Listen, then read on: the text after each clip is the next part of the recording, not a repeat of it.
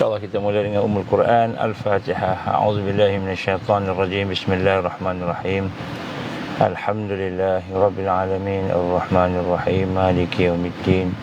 Iyyaka na'budu wa iyyaka nasta'in. Ihdinas siratal mustaqim. Siratal ladzina an'amta 'alaihim ghairil maghdubi 'alaihim waladdallin. Amin. A'udzubillahi as-sami'il 'alim minasyaitanir rajim. Bismillahirrahmanirrahim. Alhamdulillah, thumma alhamdulillah. Nahmaduhu wa nasta'inuhu wa nastahdihi wa nastaghfiruh. Wa na'udzu billahi min syururi anfusina. A'udzu billahi as-sami'il 'alim minasyaitonir rajim. Bismillahirrahmanirrahim. Alhamdulillah rabbil alamin. Wassalatu wassalamu ala asyrafil anbiya'i wal mursalin wa ala alihi wa sahbihi ajma'in. Qala rabbi shrah li sadri wa yassir li amri wahlul 'uqdatam min lisani yafqahu qawli. Rabbi zidni ilman amma ba'd. Assalamualaikum warahmatullahi wabarakatuh. Alhamdulillah, pertama-tama kita syukur pada Allah diberikan kekuatan, kesempatan pada kita untuk sama-sama berkumpul pada petang ini. Alhamdulillah, walaupun mungkin kita agak busy, sibuk dengan urusan masing-masing, insya-Allah. Pertama-tama saya mengajak diri saya untuk sama-sama kita semua bersama-sama mentajidkan syahadah kita, dan sama-sama kita membinakan satu perasaan untuk meningkatkan lagi kekuatan iman, kekuatan takwa, kekuatan taat kepada Allah Subhanahu Wa Taala. Sentiasa kita mentajidkan syahadah kita, kerana syahadah itu adalah merupakan perkara yang paling asas sekali dalam kehidupan kita bersama dengan Allah Subhanahu Wa Taala. Jadi kita nak kena rendahkan diri kita kepada Allah Subhanahu Wa Taala. Kita minta kepada Allah supaya Allah memberikan kepada kita kebaikan, hidayahnya, rahmatnya, dan insya-Allah mudah-mudahan Allah SWT memberikan kepada kita kekuatan untuk sama-sama kita berada dalam keadaan yang terbaik lah, insya-Allah, dalam perhambaan diri kepada Allah Subhanahu Wa Taala, insya-Allah. Baik, alhamdulillah. Bismillahirrahmanirrahim. Ashhadu an la ilaha illallah wa ashhadu anna Muhammadar Rasulullah. Ashhadu an la ilaha illallah wa ashhadu anna Muhammadar Rasulullah. Ashhadu an la ilaha illallah wa ashhadu anna Muhammadar Rasulullah. Allahumma salli ala sayyidina Muhammad wa ala ali sayyidina Muhammad kama shallaita ala sayyidina Ibrahim wa ala ali sayyidina Ibrahim wa barik ala sayyidina Muhammad wa ala ali sayyidina Muhammad kama barakta ala sayyidina Ibrahim wa ala ali sayyidina Ibrahim fil alamin innaka Hamidum Majid. Alhamdulillah. Baik tuan-tuan, alhamdulillah, kita syukur pada Allah diberikan kesempatan pada hari ini. InsyaAllah kita berada pada hari yang ke-31 Mei yang bersamaan dengan 29 Syawal, ataupun kita gambarkan sebagai antara hari terakhir lah dalam bulan Syawal ni. Dan kita sama-sama merasakan gembira diberikan oleh Allah kepada kita segala yang terbaik bagi kita, sama ada perkara itu dalam bentuk nikmat atau dalam bentuk yang kita suka, ataupun perkara itu dalam bentuk yang mungkin menyusahkan kita, menjadikan kita lebih susah daripada sebelumnya, dan kita mendapat bala, mungkin kita dapat sesuatu yang kita tak suka, kan? Ataupun mungkin kita berada dalam keadaan terjebak dalam maksiat, kelemahan, ataupun kita berada dalam keadaan beramal. Jadi apapun keadaan kita, suasana kita tu, kita ingin sama-sama sentiasa merasakan bahawa Allah SWT memberikan terbaik bagi kita. Maka kita tak komplain, kita tak komplain, tak komen, kita tak rasa bahawa itu adalah merupakan satu yang tak patut. Jadi kita rasakan semua itu adalah merupakan satu yang terbaik, sebab kita tahu Allah Maha Agung, Allah Maha Berkuasa, dan Allah tidak akan membiarkan hamba-hambanya dizalimi. Allah tidak pernah dan tidak akan, kerana Allah telah berfirman bagaimana dia mengharamkan zalim ke atas dirinya, maka Allah tidak akan berlaku zalim. Jadi apa yang berlaku pada kita, sama ada yang baik ataupun yang tak baik, ataupun yang kita suka, tak suka, semuanya itu adalah merupakan sesuatu yang terbaik lah bagi kita. Kullu khair, segala daripada Allah itu yang terbaik. Jadi insya-Allah pada hari ini kita akan buat satu tajuk yang penting. Kita akan mula berbincang berkenaan tajuk amalan-amalan al-mahdiyin. Sebelum ini kita banyak bincang tentang amalan al-mahdiyin, mereka yang mendapat hidayah.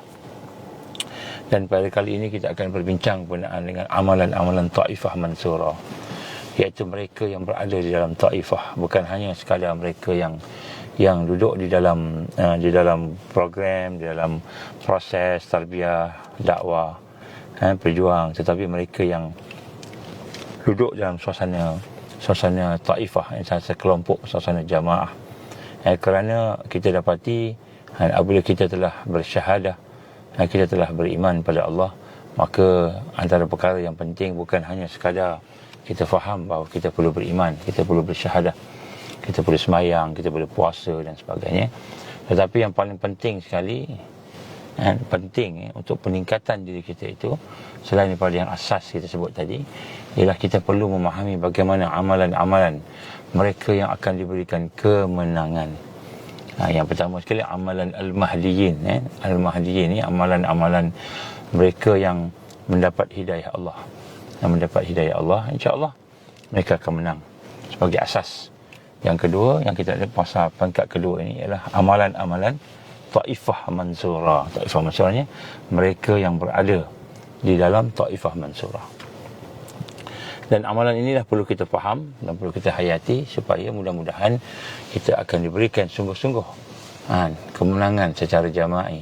Kerana kita tahu bahawa Allah akan beri kemenangan bukan seorang-seorang. Allah takkan beri seorang-seorang. Kalau kita menang seorang-seorang, maka kita akan menang dalam keadaan yang tidak sempurna. Tetapi bila kita menang bersama-sama dan berjamaah, maka kita akan menang insya-Allah secara yang gilang gemilang, secara yang kita kata yang sempurna. Yang sempurna. Jadi insya-Allah salah satu daripada amalan kepada mereka yang berada dalam Taifah Mansurah itu ialah amalan untuk menghidupkan ukhuwah Islam. Amalan untuk menghidupkan ukhuwah Islam. Dan amalan untuk menghidupkan ukhuwah Islam ini adalah merupakan satu yang wajib. Bukan hanya sekadar kita kata, saya dalam persatuan, saya dalam pertubuhan, maka saya nak kena bersama-sama dengan sahabat-sahabat saya. Bukan. Tetapi dia lebih kepada suatu yang membina, satu yang kita kata menjadi syarat kemenangan, membina kekuatan, syarat kemenangan, dan juga satu yang sebenarnya amat kita perlukan. Sebab itulah di sini kita lihat yang pada mukadimah pada hari ini, saya akan cuba menyentuh berkenaan dengan perkara-perkara tentang yang asas tentang ukhuwah ini, iaitu yang pertama sekali kita nak kena faham bahawa Allah Subhanahu Taala mewajibkan kita untuk mencintai antara satu sama lain, menyayangi antara satu sama lain. Kerana Allah Subhanahu Taala menggambarkan bahawa semua orang yang beriman itu dia bersaudara. Innamal mu'minuna ikhwah. Innamal mu'minuna ikhwah. Jadi semua yang beriman itu adalah bersaudara. Innamal mu'minuna ikhwah. Sesungguhnya orang yang beriman itu bersaudara. Jadi apabila orang beriman itu bersaudara, maka kita kena faham salah satu cara kita nak cek diri kita ni layak tak layak untuk menang di akhir zaman. Layak tak layak untuk kita bersama dengan al-mahdiyin, layak tak layak kita untuk bersama dengan Taifah Mansurah yang akan diberikan kemenangan oleh Allah. Ialah adakah dalam hati kita ini ada satu perasaan bila melihat orang beriman, ada perasaan kasih dan sayang. Ada perasaan kasih dan sayang. Dan sebelum kita berkasih sayang tu, sebenarnya kita tengok orang beriman tu, kita rasa sebagai saudara kita. Sebagai saudara kita lah macam itu. Dan kita rasa dia sebagai saudara kita.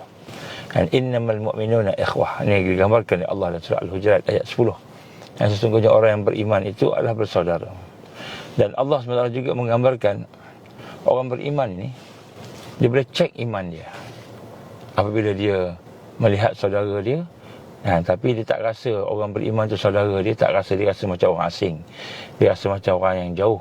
Maka yang ini akan menunjukkan pada dia bahawa iman dia tu kurang, iman itu tak sempurna. La yu'minu ahadukum hatta yuhibba li akhihi ma yuhibbu li nafsihi. Tidak akan sempurna iman seseorang itu sehinggalah dia sayang kepada saudaranya macam mana dia sayang diri dia sendiri. Ni benda ni kita nampak macam dah biasa kita dengar kan, tapi rupa-rupanya dia adalah merupakan satu perkara yang penting, kerana dia bersangkut paut dengan kekuatan iman kita. Kalau iman kita kuat, maka kita akan sayang saudara kita. Macam itu kan, insya-Allah. Jadi Allah berfirman dalam surah Al-Hijr kan, a'udzubillahi minasyaitonirrajim, wa naza'na ma fi sudurihim min ghillin ikhwanan ala sururin mutaqabilin. Sadaqallahul azim. Allah berfirman dalam surah Al-Hijr ini, kata kami dan kami akan lenyapkan, wa naza'na ma fi sudurihim, dalam hati-hati mereka yang beriman itu, min ghillin and ikhwanan. Mereka dendam terhadap saudaranya, dendam terhadap saudara-saudaranya. Jadi maknanya Allah SWT sebenarnya, orang beriman ni, kalaulah dalam hati ni ada perasaan-perasaan negatif dan sebagainya, maka kalau dia imannya itu betul-betul kuat, maka dia akan hilang perasaan dendam. Tak ada dendam pada saudaranya, ala surin mutaqabilin, yang di mana di hadapan mereka itu duduk dalam syurga nanti. Dalam syurga nanti dia akan hilang perasaan dendam, perasaan apa yang tak ada, sebab iman tu Allah akan bersihkan. Jadi sebab itulah Allah menyatakan bahawa kan bersaudara itu adalah sangkut paut dengan iman. Jadi sebab tu kita hari nak kena tundukkan diri kita lah kan. Kita nak tengok saudara kita, sahabat kita, terutamanya yang sama-sama mahu membina kekuatan di akhir zaman ini, kita melihat mereka dengan perasaan ukhuwah, perasaan persaudaraan, perasaan persahabatan, perasaan kasih sayang.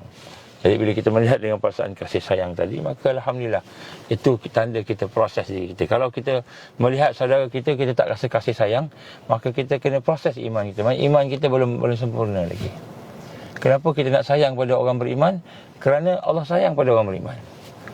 Bila kita tak sayang kepada orang beriman, maka kita tak sayang ke Allah. Bila tak sayang ke Allah, macam mana kita dapat iman yang bersih? Dan inilah perkara yang akan diuji. Allah akan uji kepada Taifah Mansurah ni. Allah akan uji kepada Al-Mahdiyin, sejauh mana iman dia. Bukan hanya dia boleh sembahyang, tak boleh sembahyang, boleh berzikir, tak boleh berzikir. Sejauh mana dia boleh baca Quran ke, sejauh mana dia boleh puasa. Puasa 6 boleh, puasa 6 penuh, puasa 6 kan. Tahajud penuh, tahajud. Maksurat kita baca, maksurat yang kubra, kita zikir sepanjang masa. Kita boleh ceramah lagi tentang Islam, kita boleh cakap lagi, tapi kita tak sayang sahabat kita, kita tak sayang saudara kita. Maka maknanya iman yang ada kepada kita itu tidak sempurna. Tidak sempurna. Jadi inilah perkara yang kita nak kena rasai dalam kehidupan kita sebagai orang yang benar-benar mahu berjuang, dan orang yang benar-benar mahu menang. Kalau setakat nak beriman tu, insya-Allah Allah bagi iman. Tetapi kalau kita nak menang di akhir zaman, kita nak berada dalam keadaan yang benar-benar ada kekuatan, maka sudah tentulah kita perlukan lebih daripada iman, iaitu kita perlukan kepada kasih sayang sesama insan, terutamanya kepada orang yang beriman. Dan Allah menggambarkan bahawa bagaimana orang yang beriman itu bersaudara itu adalah merupakan nikmat. Wazkuru ni'matallahi alaikum, dan ingatlah kamu akan nikmat Allah yang telah berikan kepada kamu, iz kuntum a'daan fa'allafa baina qulubikum, iaitu nikmat apa dia? Nikmat iaitu kamu nikmat ukhuwah, yang mana sebelumnya kamu ni bermusuhan, kamu tak kenal, kamu bermusuhan, kamu buruk sangka. Maka Allah menyatukan kamu, fa'allafa baina qulubikum fa asbahtum bi ni'mati ikhwana. Jadi Allah gambarkan, Allah menyatukan hati kita. Dan sebab itu tuan-tuan dan puan pada petang ni, kalau kita tak boleh bersama-sama dengan sahabat kita, tidak boleh bersatu hati dengan sahabat kita, tidak boleh berbaik sangka dengan sahabat kita, tidak boleh merendahkan diri kita, tawaduk kepada sahabat kita, maka kita telah kehilangan satu nikmat. Satu nikmat yang mana nikmat itu sebenarnya adalah merupakan satu yang Allah berikan kepada orang yang telah disatukan, ditautkan hati-hati mereka. Jadi ini penting. Tuan-tuan puan dan mati Allah Ta'ala, kita faham bagaimana salah satu daripada ujian Allah di akhir zaman ialah rusuhan, peperangan, perselisihan, beza pandangan, Dan perpecahan itu salah satu ujian yang Allah akan kenakan kepada manusia. Dan bagi orang beriman, salah satu yang Allah akan uji ialah perkara ni, perkara yang berkenaan dengan perpecahan ni, berkaitan dengan perselisihan. Jadi kalau kita nak jaga iman kita, nak jaga kekuatan kita bersama Allah tadi, maka wajib kita menjaga ukhuwah kita, kerana ukhuwah itu sebagai salah satu daripada kekuatannya. Kalau kita tak boleh nak jaga yang itu, maka kita tak akan dapat benar-benar berada dalam keadaan yang digambarkan sebagai beriman kepada Allah Subhanahu Wa Taala tadi. Saya nak kenali kita sikit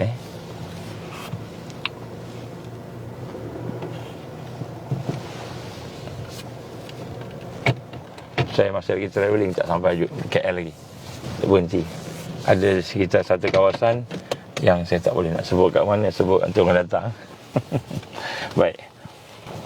Jadi ukhuwah yang terjalin dengan antara sesama mukmin ini, kita kena faham bahawa dia diasaskan kepada iman. Jadi sebab tu kita nak kena faham bagaimana keadaan ukhuwah ni, dia bukan asas yang lain. Kalau kita duduk dalam satu pertubuhan Ansar contohnya, so Ansar ni pertubuhan angkatan sukarelawan rakyat ataupun apa-apa sahaja pun, pertubuhan Islam, maka kita nak kena rasa bahawa asasnya mesti iman. Kalau asas lain, asas apa? Sebab saya sama-sama nak prepping. Asas sama-sama nak prepping. Bismillahirrahmanirrahim.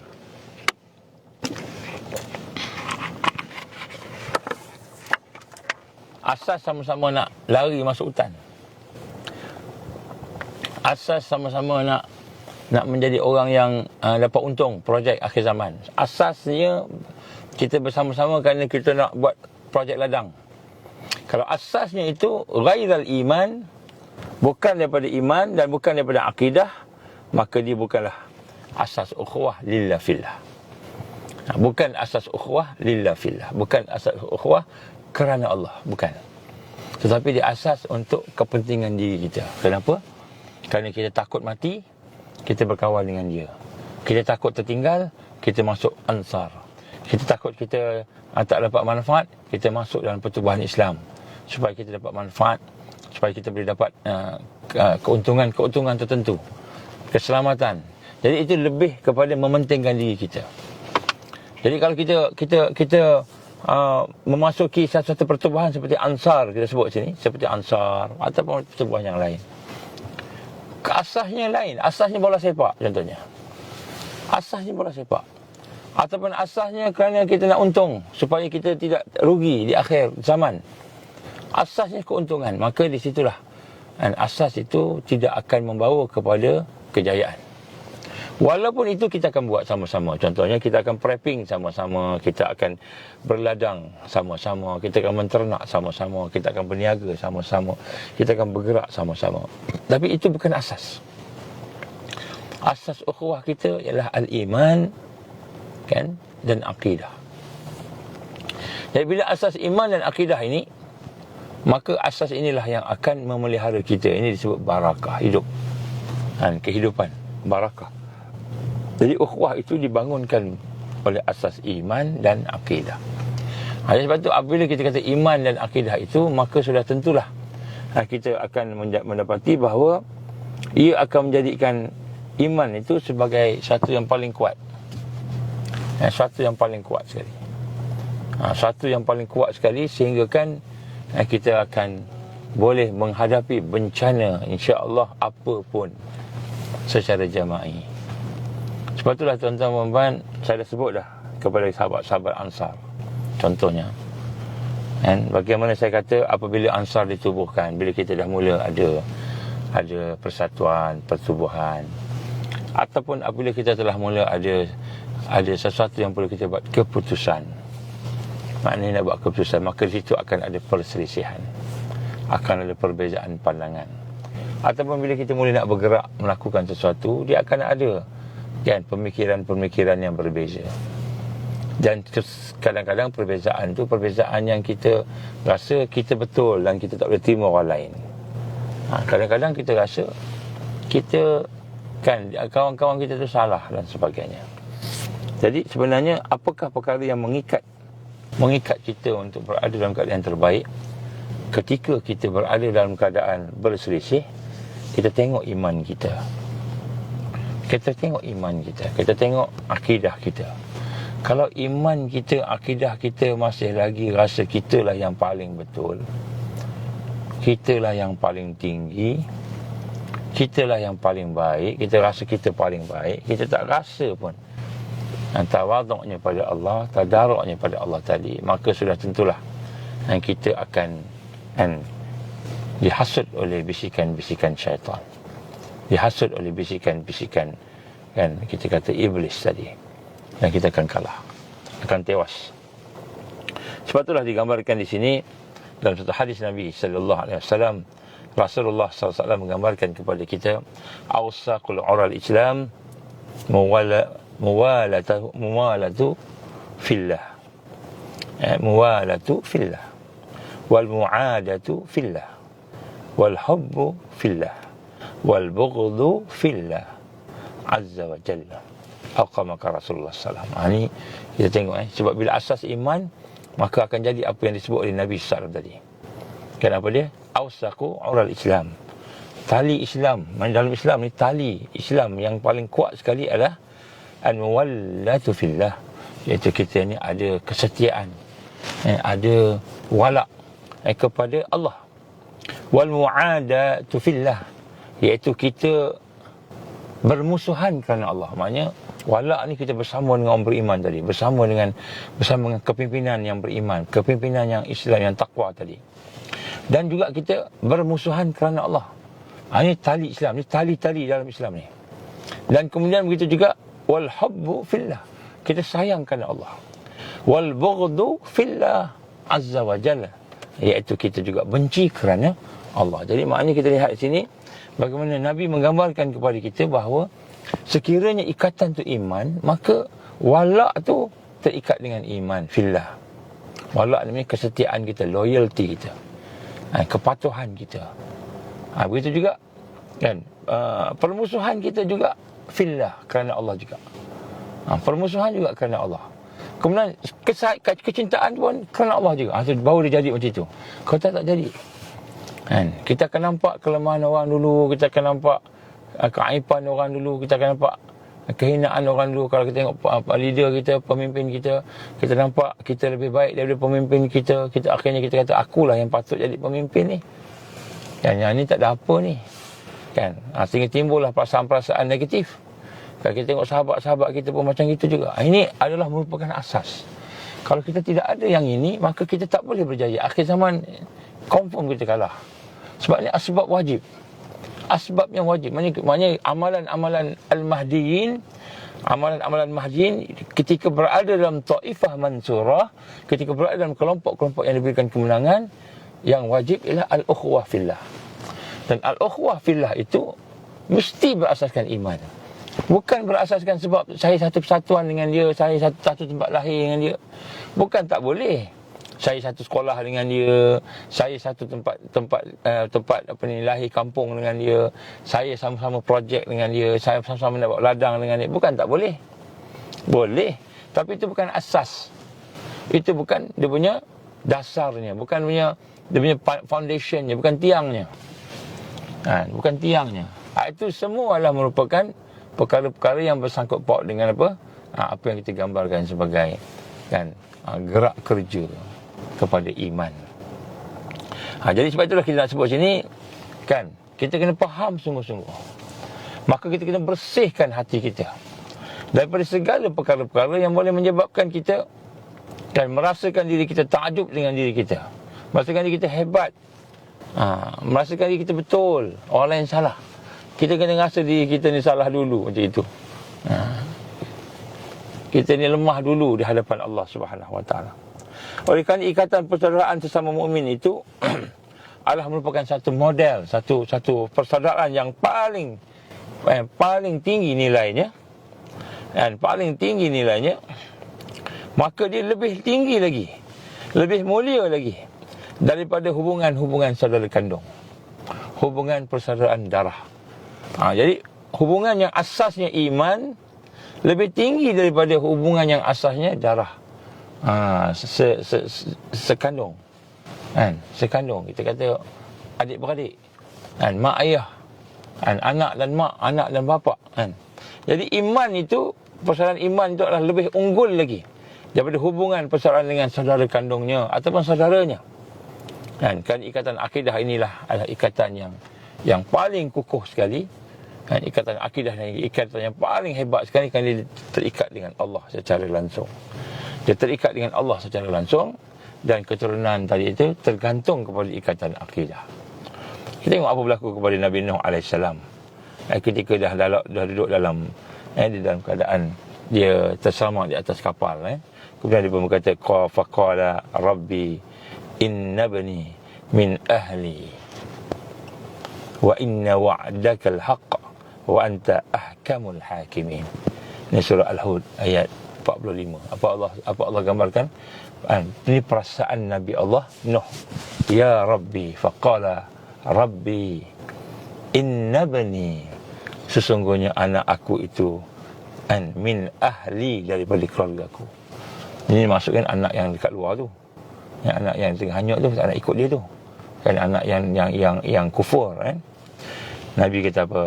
Nabi Nuh kata, inna bani min ahli, sesungguhnya anak aku itu ahli aku. Wa inna wa'dakal haqq, dan sesungguhnya engkau adalah maha benar. Wa anta ahkamul hakimin, dan engkau adalah hakim yang seadil-adilnya. Jadi Nabi tak sebut selain daripada, dia kata apa? Dia kata Allah yang maha benar, Allah maha mengetahui. Tapi itu anak aku, ahli aku, kata Nabi Nuh. Tengok anak dia dah tenggelam. Jadi nak minta Allah selamatkanlah anak dia tu. Maka apa jawab Allah Subhanahu Wa Taala surah Al-Hud yang sama ayat 46.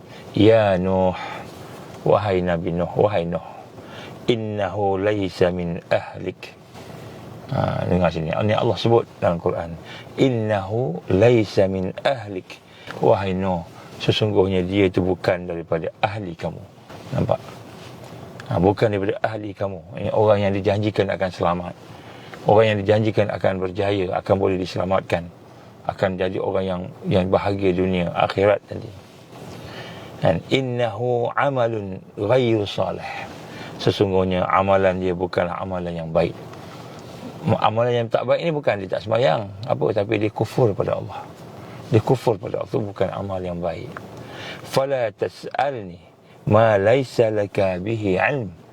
Maka Allah berfirman kepada Nabi Nuh AS, dan sesungguhnya janganlah kamu mohon, oleh itu jangan kamu pohon kepada aku sesuatu yang kamu tak tahu. Jadi Nabi Nuh minta, ya Allah, sesungguhnya itu anak aku, ahli aku, keluarga aku. Maka Allah kata apa? Laisa min ahlik, bukan daripada ahli kamu, keluarga kamu. Innahu amal, an amalun ghair salih. Dia ni bukan tidak beramal saleh, dia berkufur pada Allah.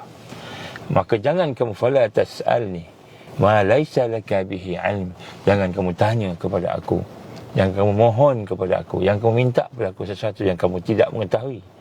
Inni a'izuka an takuna minal jahilin, dan sesungguhnya aku memperingatkan kepada kamu supaya kamu jangan termasuk dalam golongan orang-orang yang tidak berpengetahuan, yang jahilin, orang yang terputus daripada Allah Subhanahu Wa Taala. Jadi di sini kita lihat bagaimana sesungguhnya ikatan akidah, ikatan iman itu lebih lagi daripada ikatan darah.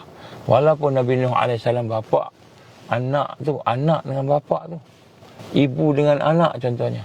Tapi apabila seorang beriman, seorang tak beriman, ukhuwah tu terpotong dan terputus. Dan Allah gambarkan amalnya tidak soleh, walaupun nampak soleh, tak soleh hakikatnya. Kenapa? Kerana dia tidak beriman kepada Allah. Dan Allah Maha mengetahui kenapa Allah pilih kita, Allah tak pilih dia. Contohnya gitu. Allah Maha mengetahui. Jadi jangan kita minta sesuatu yang kita tak tahu. Dan bila kita minta sesuatu yang tidak tahu, maka kita telah melawan ilmu Allah, qadar Allah, maka kita telah bersikap apa? Jahil.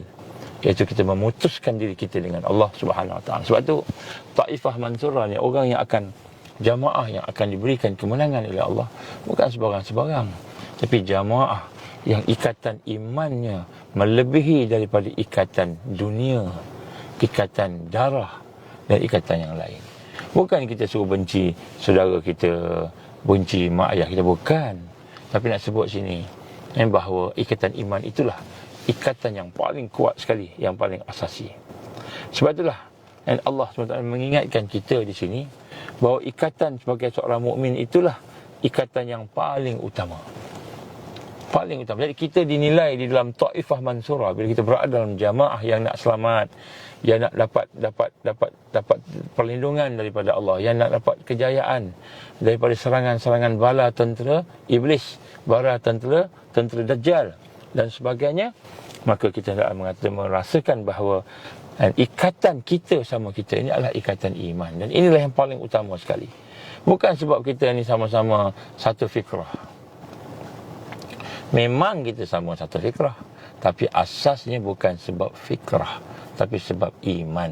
Walaupun fikrah itu satu yang amat penting, tapi asas ukhuwah iman. Jadi kadang-kadang fikrah kita ni macam tak sama je, tapi iman itu mengikat kita. Kefahaman kita macam tak sama je, tapi iman itu akan mengikat kita.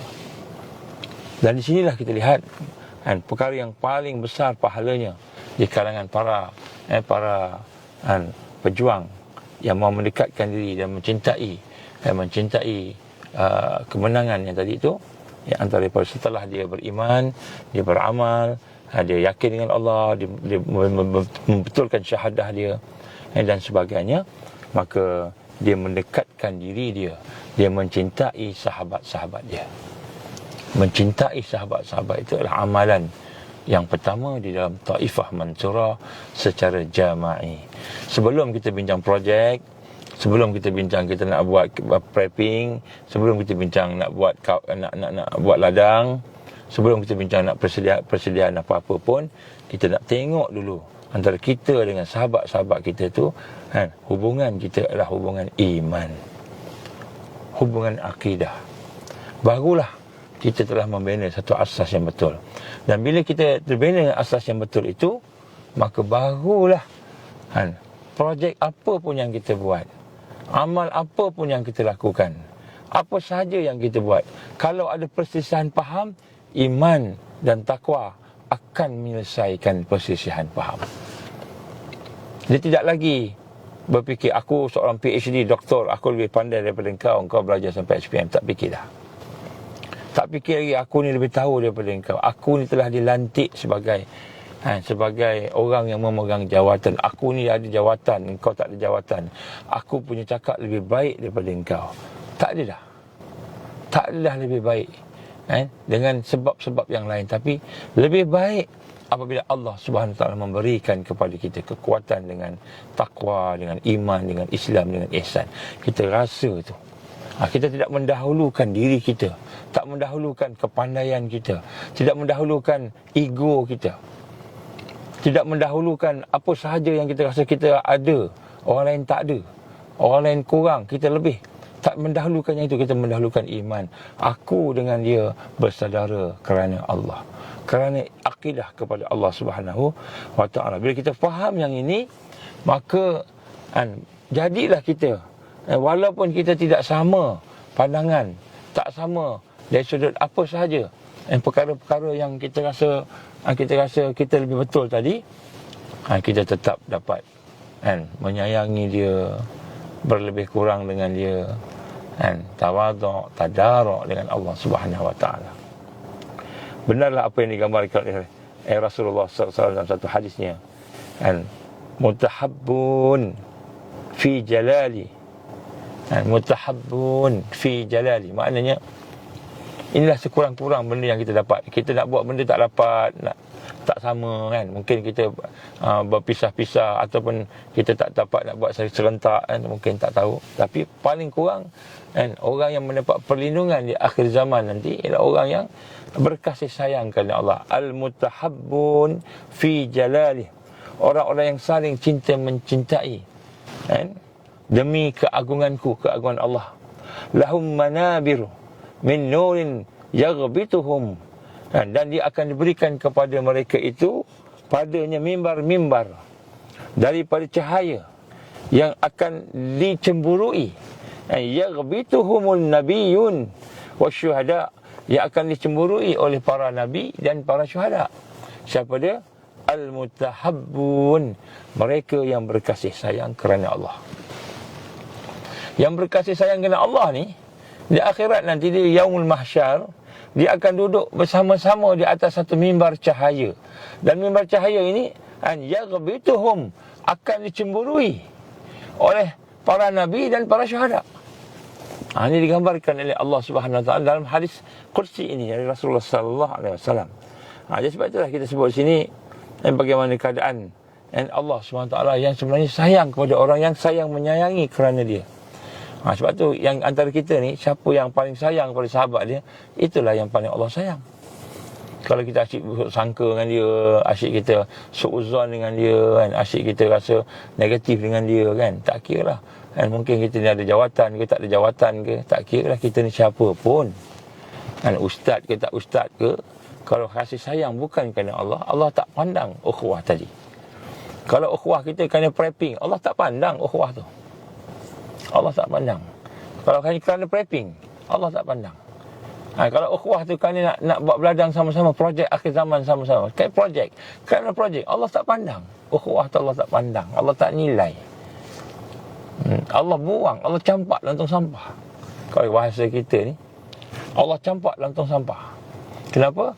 Sebab kan, walaupun nampak macam sefikrah, nampak bagus ni, nak jaga diri lah kata, tapi rupa-rupanya bukan kerana iman, bukan kerana benar-benar akidah yang mengikat tadi, tapi kerana lain.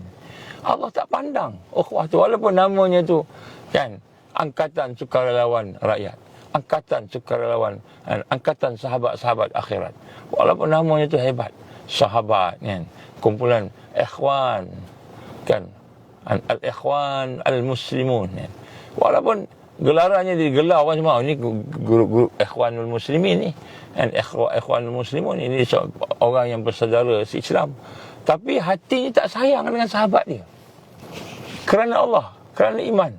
Dia sayang sebab sahabat dia tolong dia. Itu sayang sebab sahabat tolong, dapat manfaat, bukan asas iman. Allah tak pandang, Allah hanya melihat pada asas iman. Ini kita nak kena tengok, ini kekuatan. Sebab kita akan diuji besok, akan diuji. Sebab tu saya teringatkan bagaimana keadaan sahabat-sahabat kita yang sebelum ini kan, kita mendengar cerita-cerita kisah ikhwanul muslimun, bagaimana mereka, satu ketika ada seorang pemuda, saya tak ingat nama dia, setelah ramai yang ditangkap oleh Jamal Abdul Nasir pada masa itu di Mesir, maka lepas ditangkap, seorang pemuda ni masih terlepas. Kemudian selepas itu dia ditangkap pula. Ini bukan di Mesir, ini di Tunisia. Ditangkap dan kemudian dia dipaksa untuk menceritakan siapa dia, guru-guru kamu, ustaz kamu, ulama kamu, siapa dia, saudara kamu, nak kena tangkap jugalah. Dia kena seksa teruk, tuan-tuan, kena seksa teruk sampai nak mati. Tetap dia setia, dia tak cerita, tak cakap kat mana dia punya sahabat dia, kat mana dia punya murabbi dia. Masa tu dia dah kena tangkap.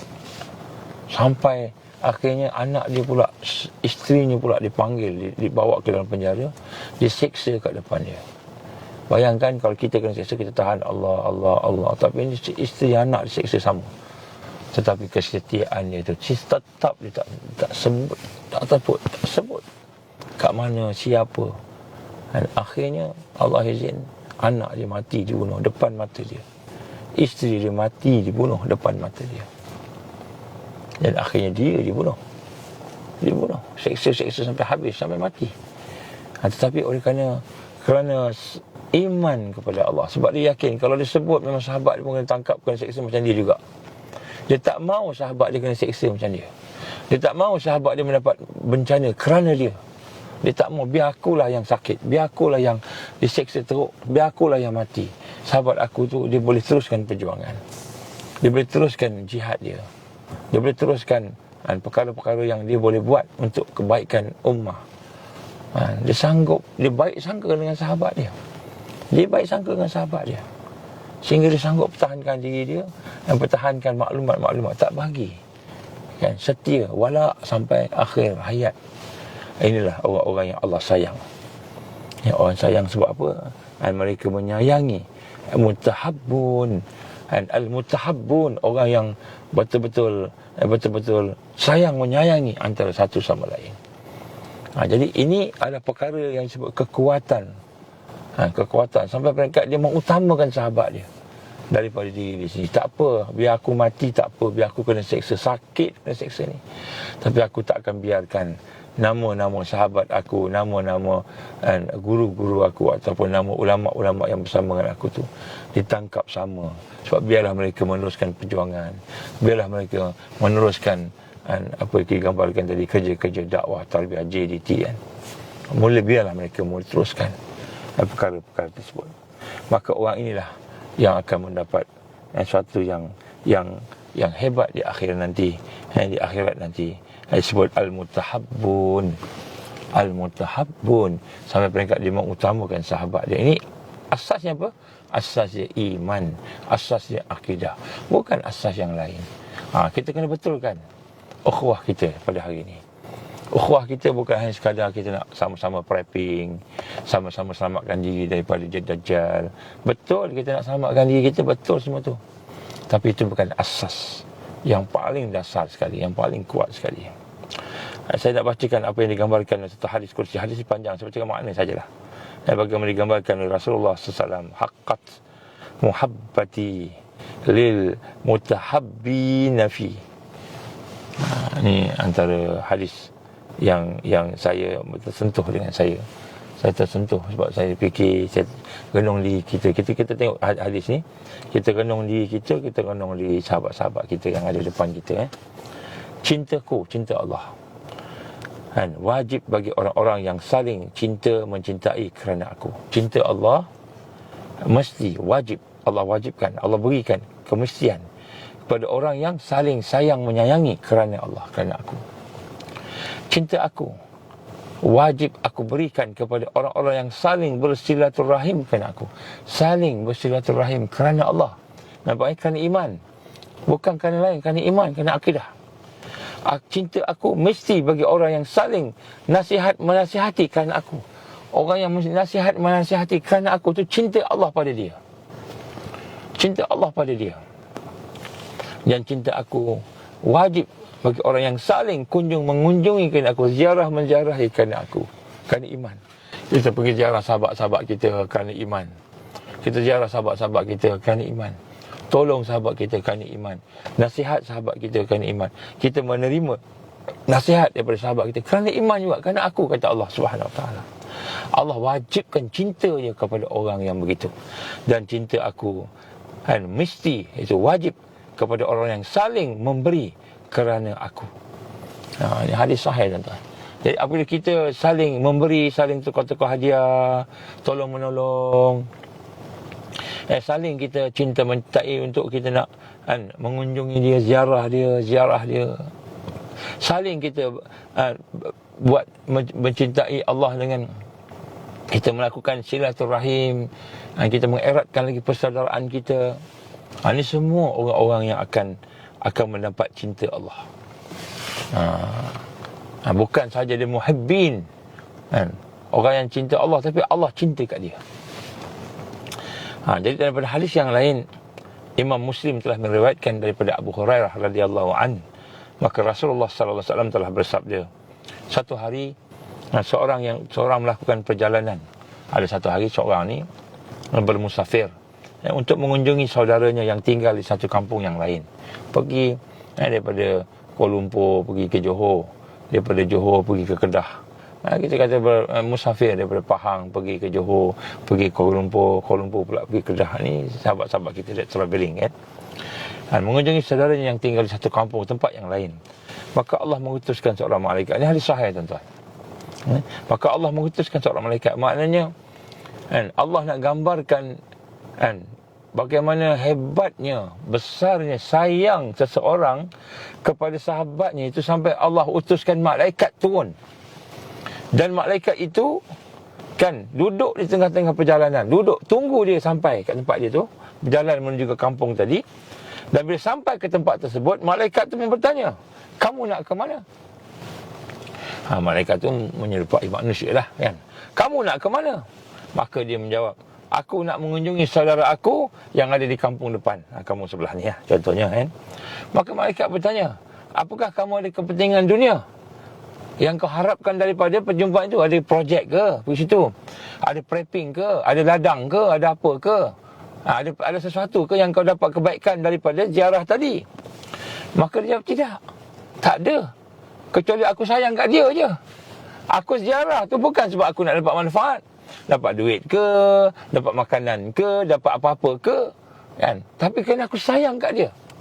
Kerana aku sayang kat dia. Kan? Kerana Allah. Aku sayang kerana Allah. Maka malaikat itu pun berkata, kan? Dia pun bercakap, sesungguhnya aku adalah utusan Allah. Dan aku ni malaikat yang dikirimkan kepadamu, yang Allah kirimkan kepada kamu, untuk menyampaikan bahawa Allah telah mencintai, kan, kamu sebagaimana engkau mencintai saudaramu. Jadi hebatnya sayang seorang sahabat tadi kepada sahabatnya, sampai Allah mengutuskan malaikat untuk menyampaikan bahawa Allah sayang pada dia sebagaimana dia sayang pada sahabat dia. Jadi tuan-tuan bayangkan, kita tengok orang beriman, kita tengok orang yang berjuang, kita tengok orang yang berada di atas jalan Taifah Mansurah ini untuk kebangkitan iman Islam ni, kebangkitan Islam yang sedang berjalan ini. Tiba-tiba kita nampak dia dengan pandangan kan, dendam, pandangan benci, pandangan dengki, pandangan kan, kita rasa dia tu kan tak ada apa-apa, kitalah yang paling hebat, kita rasa kita lebih baik, dengan pandangan-pandangan yang negatif. Kita pandang, bayangkan di mana cinta Allah pada kita. Sedangkan sahabat kita tu, saudara kita tu, orang yang berjuang, orang yang ikhlas, yang bersama-sama, bukannya orang yang kita kata memusuhi Islam, yang bersama-sama. Tapi tiba-tiba kita tengok dia dengan pandangan hujung mata je, tak pandang pun, pandang hujung matanya, dengan pandangan hati yang kata ini orang yang teruk, yang jahat dan sebagainya. Kitalah yang baik, kita yang bagus, macam itu kan. Maka Allah gambarkan dalam hadis ini bagaimana Allah Subhanahu Wa Taala menyatakan cintanya kepada seseorang kan, yang sayang kepada sahabat dia kerana Allah. Jadi tuan-tuan dan puan, kita kena tengok balik ni, tengok balik kita punya hati ni dengan sahabat-sahabat ni, barulah kita boleh membina Taifah Mansurah, barulah kita boleh membina kekuatan Al-Mahdiyin. Sebab Al-Mahdiyin ni bukan datang daripada zikir, bukan datang daripada zikir semata-mata zikir, kita ingat kita zikir saja, kita ingat kita baca Quran saja, kita ingat kita syok dengan diri kita, yang amalan kita tak cukup, amalan kita saja. Sebab tu baru-baru ni kita dalam satu perbincangan dengan para ulama, dia tempelak kan, kenapa ulama-ulama pada hari ini kan, mereka hanya pandai berceramah dan berkhutbah, mereka hanya pandai berceramah dan berkhutbah, mereka hanya pandai menulis kitab, ratusan kitab dia tulis, mereka hanya pandai menjawab fatwa, memberi fatwa, mereka hanya pandai untuk kan menghadiri majlis-majlis besar, disanjungi, dan kemudian mereka dihormati, tetapi mereka tidak melaksanakan kerja paling penting, iaitu menyayangi umat dan membentuk umat, memimpin umat. Jadi ulama peranannya bukan ceramah, ulama peranannya bukan ceramah, ulama peranannya bukan tulis kitab, walaupun ceramah dan tulis kitab itu adalah salah satu kerja dia. Tapi bukan itu sahaja. Ulama kerjanya ialah dengan ilmunya, dengan takwanya, dengan khasyahnya pada Allah. Ulama tugasnya ialah untuk membimbing umat, membentuk kekuatan umat. Itu peranan ulama.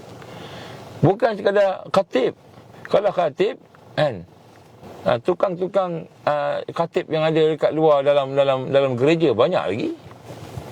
Dan penceramah-penceramah. Sebab tu kita ada PU lah. Kita ingat ilmu tu supaya kita boleh berceramah. Ada ilmu supaya saya boleh berceramah. Ada ilmu supaya saya boleh dapat tauliah. Ada ilmu supaya saya boleh tulis kitab. Ada ilmu supaya saya boleh tegur orang lain. Ada ilmu supaya saya boleh bagi fatwa. Kita ingat macam itu. Ada ilmu supaya kita boleh berpada dengan program-program conference, convention yang besar-besar.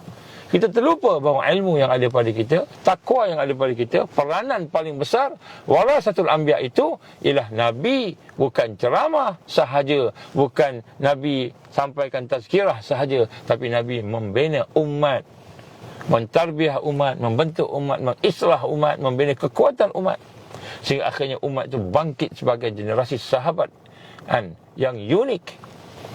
Nabi membentuk sahabat-sahabat. Itu baru warasatul anbiya, barulah pewaris Nabi. Jadi kalau kita berceramah aja, tulis kitab aja, pakai jubah aja, pakai kopi merah aja, kita rasa kita lah yang paling betul sekali bila bagi fatwa, kita rasa paling best. Orang lain semua salah, orang lain semua sesat, bid'ah, khurafat. Kita saja betul, kita yang berceramah saja. Maka kita belum melaksanakan peranan ulama sebagai warasatul anbiya. Kita hanya mengambil serpihan-serpihan sahaja. Inilah yang sistem jahiliah telah merosakkan, telah mengkorupkan, merosakkan sistem ilmu yang ada. Sehingga kita rasa cukup dengan kita boleh tulis kitab. Banyak jurnal kita tulis, kitab dan buku kita tulis, kita buat presentation dekat mana-mana, kita rasa kita dah besar dah. Presentation kat convention sini, conference sini, conference sana, kita boleh buat proposal sini, proposal sana, projek akademik saja. Nama profesor, kenapa dapat profesor? Dia sebab dia banyak bentang, dia present journals, articles, dia tulis artikel, journals dan sebagainya, tulis buku, itulah profesor. Tetapi tak pernah menyentuh hati-hati umat yang sedang kosong pada hari ini. Kenapa? Kerana hakikatnya dia tak sayang pada umat. Dia hanya mengikut arus ilmuwan jahiliyah yang terputus daripada kekuatan. Ini ulama yang ada pada hari ini. Tak semualah, of course, tapi majoritinya macam tu. Dia berbangga dengan ramai orang ikut dia. Sekali ceramah 10,000 orang boleh kutip derma. Sekali kutip derma tu boleh dapat 1 juta. Bangga dengan ramai pengikut, bangga dengan channel yang juta-juta tengok. Kalau di YouTube contohnya lah, boleh berceramah, boleh banking orang, boleh debat dengan orang.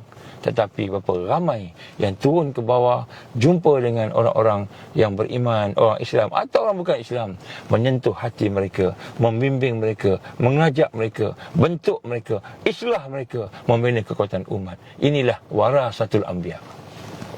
Warasatul anbiya bukan hanya pandai berceramah di mimbar-mimbar ataupun di podium-podium politik, boleh cakap ini dan itu, atau beri kuliah duha, beli kuliah subuh, kuliah duha, beli tazkirah sebelum Jumaat, memberi khutbah Jumaat, ceramah lagi kuliah maghrib, kuliah asar, sebagainya. Sekadar kuliah, penuh dengan kuliah, tetapi tidak pernah menyentuh hati-hati, duduk bersama dengan umat. Bagaimana Nabi SAW, Nabi SAW duduk dengan sahabat-sahabat dia, makan sama-sama, minum sama-sama, pergi jumpa orang sini, jumpa orang sana, sehingga akhirnya terbentuk satu kekuatan, bukan hanya dengan ceramah.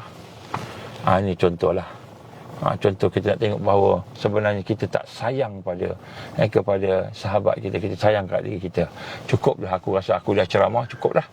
Jadi aku rasa aku dah sebentar. Lepas tu balik rumah tengok TV dengan anak isteri. Bila time cuti, pergi cuti melancong, cuti Malaysia, cuti di luar negara. Ini orang-orang yang terpengaruh dengan corruption dalam ilmu. Dia tak nampak ada umat yang murtad, tak nampak ada umat yang mati dalam keadaan tidak beriman, yang mati dalam keadaan tidak sembahyang, yang mati dalam keadaan tidak berpuasa. Mereka tidak berpuasa, tidak beriman bukan kerana mereka tak nak, tapi kerana mereka tak tahu, kerana tidak ada orang yang ada. Saya teringat pada ketika masa berjumpa dengan para artis. Satu ketika tu dakwah ni sampai kepada para artis. Saya duduk seorang-seorang, saya jadi apa dia panggil, penasihat kepada salah satu program pada masa tu, Astro Oasis, untuk kanak-kanak punya program ni. Saya diminta jadi penasihat pada masa tu untuk nak buat soalan-soalan kuis Islam dan sebagainya lah. Jadi bila masa production, masa penggambaran tu, nak ambil tu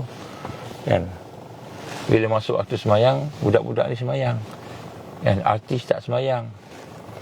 Cameraman semua tak semayang. Saya ingat the whole crew tak semayang kecuali seorang aja. Seorang daripada semayang. Allah, saya sengaja semayang depan ramai. Tak semayang kat seorang, semayang kat depan.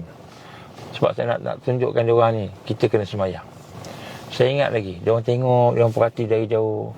Agaknya hari yang tersentuh. Besok-besoknya, 2-3 hari lepas tu, dia orang masa tengah minum air pagi-pagi sebelum mulakan penggambaran tu, dia cakap, Ustaz, saya nak tanya satu, boleh tak Ustaz? Takut-takut.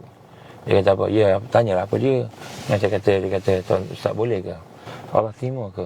Dan orang macam kami ni, jahat, jahil, jahat, teruk, macam-macam kami buat. Kami tengok ustaz solat dengan anak-anak semua, kami terasa, hati kami terasa. Tapi kami tak tahu nak semayang. Kemudian dia kata, kami ni kalau minum arak ni biasa je. Minum arak biasa rupanya. Pagi-pagi tu minum arak, dia kata.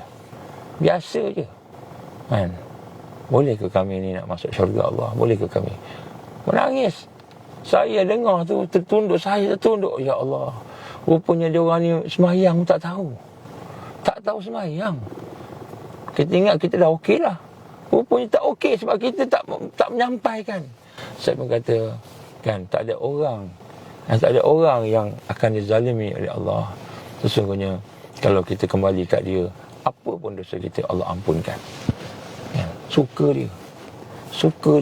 Walaupun saya dah minum arak banyak, saya dah buat macam zina, semua saya buat dah.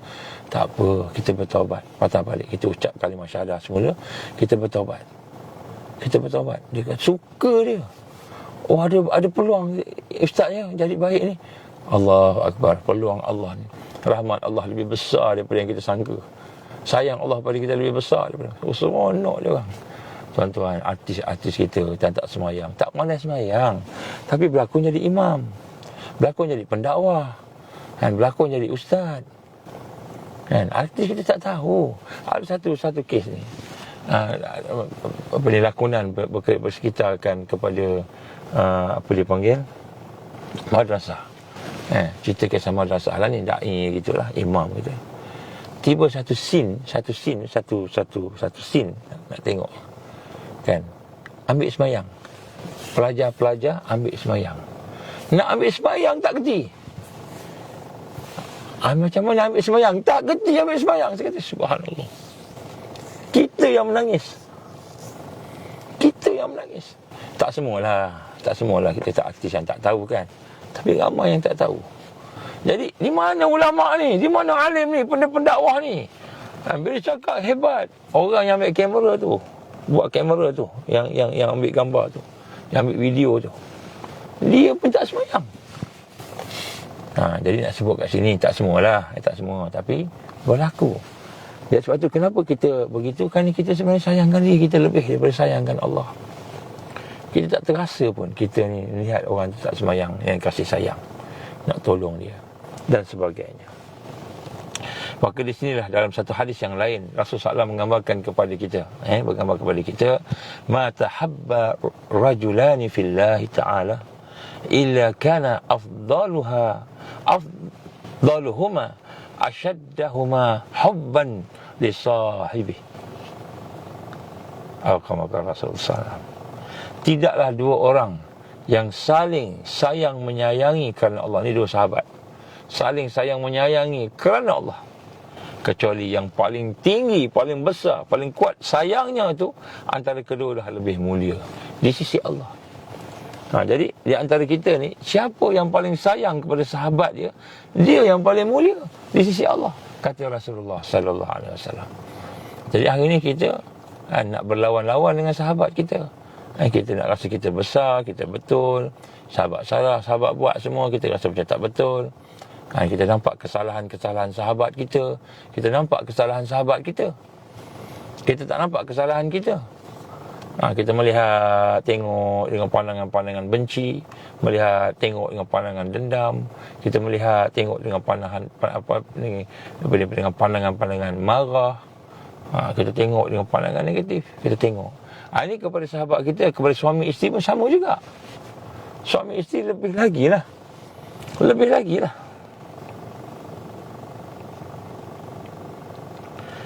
Pada satu ketika, Abdah bin Abu Lubabah bertemu dengan Mujahid rahimahullah. Maka tiba-tiba Mujahid berjabat tangan, salam.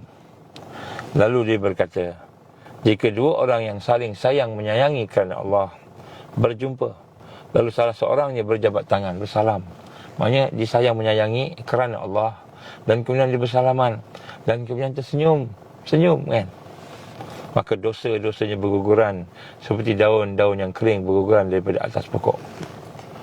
Jadi Abdah pun berkata, perbuatan itu, berjabat tangan dan senyum tadi, terlalu ringan. Maka menjawab, jangan kata seperti itu. Sesungguhnya Allah telah berfirman, lau anfaqta ma fil ardi jami'a ma allafta baina qulubihim. Jangan kata orang yang kasih sayang antara satu sama lain kemudian bersalaman, senyum, itu ringan. Kenapa? Kerana Allah berfirman, lau anfaqta ma fil ardi jami'a, walaupun kamu membelanjakan semua harta yang ada di atas muka bumi ini, ma allafta baina qulubihim, maka kamu tidak akan dapat mempersatukan hati-hati mereka. Jadi yang mempersatukan hati kita ni bukan setakat dunia ni. Kita kata, orang kata senang aja, tak, lebih lagi, kerana Allah yang mempersatukan. Jadi bila mendengar jawapan itu, Abdah pun berkata, aku tahu dia lebih faham daripada aku. Dia berkata, aku tahu engkau lebih faham. Sahabat ni mula tawaduk. Al-Walid bin Abu Mughis menuturkan bahawa Mujahid telah berkata, jika dua orang Muslim berjumpa dan saling berjabat tangan, maka dosa mereka diampunkan. Maka Al-Walid bertanya kepada Mujahid, hanya dengan jabat tangan dosa diampunkan? Mujahid, ya, tidakkah engkau mengetahui firman Allah? Dia bacakan ayat tadi. Maknanya dia berjabat tangan senyum tu bukan jabat tangan senyum sahaja, tapi dia melihat sahabat dia dengan perasaan kasih sayang, dan Allah telah menyatukan hati-hati mereka. Allah yang menyatukan, bukannya sebab dunia. Jadi ukhuwah inilah sebenarnya yang telah dibina oleh Rasulullah sallallahu alaihi wasallam.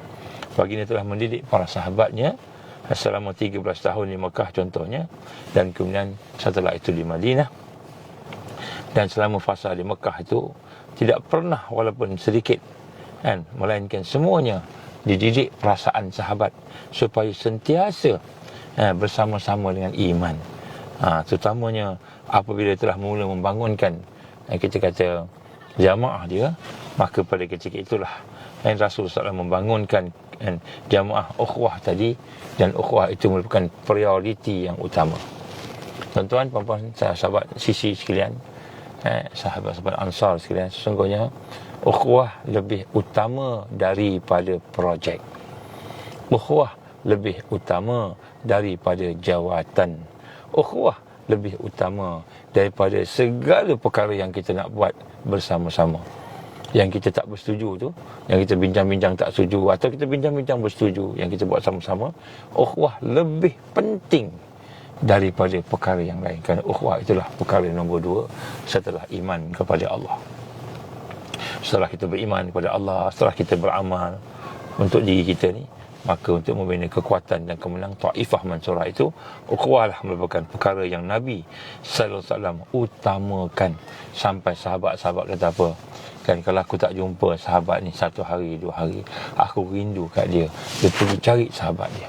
Kalau sahabat-sahabat tak jumpa Nabi pun begitu juga, tak jumpa Nabi, maka dia akan cari Nabi, hanya nak tengok wajah Nabi saja, hanya nak tengok wajah sahabat-sahabat.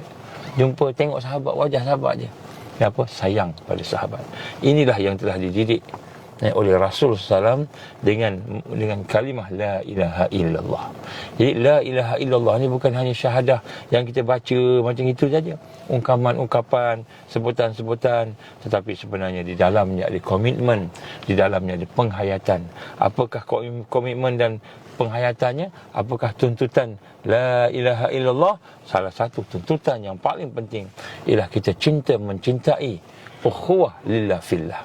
Kita sayang kepada ukhuwah yang kerana Allah, ukhuwah atas dasar iman, bukan sekadar kita bersahabat macam biasa. Nak ambil membership, kita pertubuhan, kita satu pertubuhan, kita nak kena ambil membership, kita sama sebab satu pertubuhan, kita sama sebab kita sama AJK, kita sama sebab kita sama satu tempat, satu negeri. Bukan kerana itu, tetapi kerana kita mencintai ukhuwah fillah, lillah fillah. Maknanya ukhuwah atas dasar iman kerana Allah. Barulah Ansar atau mana-mana pertubuhan atau mana-mana jamaah yang akan diberikan kemenangan oleh Allah, kerana ukhuwah itu diutamakan.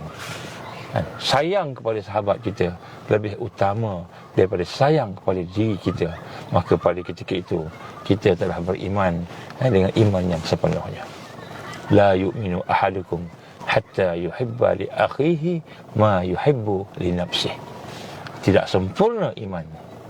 sempurna iman sehinggalah kita sayang kepada sahabat kita, saudara kita, sebagaimana kita sayang kepada diri kita sendiri. Sebab itulah Allah gambarkan dalam surah Al-Hujurat ayat 11 hingga 12, bagaimana Allah menggambarkan janganlah kita olok-mengolok. Cuba baca surah Al-Hujurat ayat 11 dan 12. Tengok Allah firman, jangan kita pandang rendah, jangan kita olok-olok kepada kawan-kawan kita, jangan pandang, jangan bagi gelaran-gelaran yang tak elok dan sebagainya. Kita kata dia jahat lah, kita kata dia ni spy lah, kita kata apa macam-macam, ataupun kita tuduh dia macam-macam, ataupun kita rasa kita lebih baik daripada dia. Jangan. Kenapa? Bila kita rasa diri kita lebih baik daripada dia, maka sesungguhnya kita lebih rendah daripada dia. Sebab dia lebih tawaduk kepada Allah daripada kita. Kita rasa diri kita lebih betul daripada dia, maka sebenarnya kita lebih salah. Jadi itulah perkara yang penting untuk kita sama-sama faham. InsyaAllah ini sebagai mukadimah kepada tajuk virus-virus yang akan menghancurkan ukhuwah. InsyaAllah kita akan sambung lagi pada masa-masa yang akan datang. InsyaAllah mudah-mudahan Allah ampunkan dosa kita, kelemahan kita, insyaAllah. Jadi kita akan sambung lagi tajuk ni, amalan-amalan taifah mansurah. Amalan apabila kita dalam jamaah. Jadi bukan hanya sekadar kita kata aku nak betulkan syahadah aku nak betulkan iman aku nak sayang ke Allah, aku nak zikir, aku nak solat, aku nak puasa, okey dah. Aku nak prepping, okey dah. Tapi kita tak jaga ukhuwah. Kerana ukhuwah itu antara asbab kemenangan yang diberikan oleh Allah Subhanahu Wa Taala. Kalau kita tak ada yang itu, Allah tak bagi menang kat kita. Allah tak bagi menang. Menang tetap ada, tapi Allah tak bagi kat kita. Allah bagi pada orang lain yang berukhuwah, orang lain yang berkasih sayang. Allah tak bagi kat kita. Kita ingat kita dah, aku ni dah taifah mansurah ni, aku ni dah bersama-sama dengan mujahid-mujahid ni, tapi rupanya hati kita sikit pun kita tak sayang kat dia orang. Sikit pun tak rasa dia saudara kita. Kita tak rasa sayang pada dia. Kita rasa kita betul je. Kita rasa kita hebat. Sebab apa? Sebab dia ada jawatan. Sebab apa? Sebab kita banyak buat kerja. Kita rasa kita banyak buat kerja. Kita rasa kita hebat. Maka perasaan itulah yang akan menghancurkan kerja-kerja kita di peringkat jama'i, peringkat jamaah. Kalau di peringkat individu mungkin kita okey lagi, tapi di peringkat jama'i habis. Maka Allah tak bagi kemenangan kepada hati-hati, jiwa-jiwa yang berpisah-pisah, berpecah-pecah. InsyaAllah mudah-mudahan Allah beri kekuatan kita untuk istiqamah. Saya minta maaf andainya apa yang saya sampaikan mungkin ada yang terkasar ataupun mungkin satu yang tak kena. Saya mohon ampun pada Allah. Minta maaf pada tuan-tuan, puan-puan, sahabat-sahabat sekalian. Mudah-mudahan kita tidak termasuk dalam golongan orang yang hanya bercakap, tapi orang yang melaksanakan. Mudah-mudahan kita dapat mengamalkan tuntutan-tuntutan la ilaha illallah. Tuntutan beriman pada diri itu salah satunya kita berkasih sayang kerana Allah. InsyaAllah. Aku li qouli hadza astaghfirullahalazim li wa lakum. InsyaAllah kalau ada kesempatan kita akan sambung lagi lah. Sambung lagi pada masa mungkin besok kalau sempat, insyaAllah, berkenaan dengan al-ukhuwah. Ini merupakan kekuatan kita. Jadi benda ini penting sangat. Kalau tidak kita akan hancur. Kerana Allah jadikan ukhuwah itu sebagai salah satu sebab kemenangan. InsyaAllah. A'udzubillahi minasyaitonirrajim. Bismillahirrahmanirrahim. Alhamdulillahirabbil alamin. Wassalatu wassalamu ala asyrafil anbiya'i wal mursalin wa ala alihi washabbihi ajmain. Allahumma innaka ta'lamu anna hadhihi al-qulub qad ijtama'at ala mahabbatik wa iltaqat ala ta'atik wa tawahadat ala da'watik wa ta'ahadat ala nusrati syari'atik. Fa'athik Allahumma rabitataha wa alimuddaha wa hdiha subulaha wa amla'aha binurika alladhi la yakhbu wa ashrah suduraha bi faydil iman bik wa jamil tawakkul alaik wa ahyiha bi ma'rifatik wa amitha ala syahadati fi sabilik ya Allah innaka ni'mal maula wa ni'mal nasir.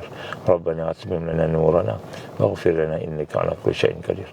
Rabbana la tuzigh qulubana ba'da idh hadaytana wa hab lana min ladunka rahmah innaka antal wahhab.